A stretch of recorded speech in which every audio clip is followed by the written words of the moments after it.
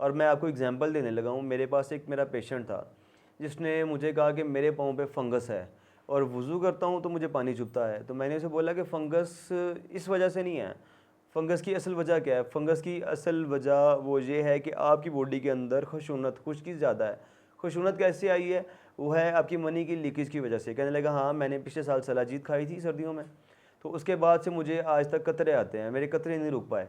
तो फिर मैंने सिर्फ उसके कतरे बंद किए हैं। कतरे बंद करने से जब दूध इस्तेमाल करवाया तो बॉडी से खुश्की कम हुई, उसकी fungus automatically without any medicine ठीक हुई।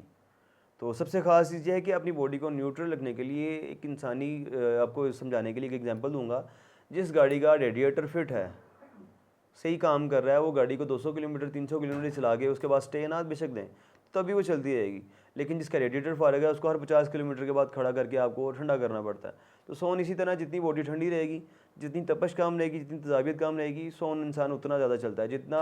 और एक पंजाबी मिसाल है कि ठंडा घोड़ा या रसाया घोड़ा जिसको सांस ना चढ़ा हो, जो गर्म नहीं हुआ हुआ, जिसके पसीना नहीं आया हुआ, वो ज़्यादा भागता है उस घोड़े की निस्बत जो ऑलरेडी मश्क करके जिसको पसीना आया हुआ है।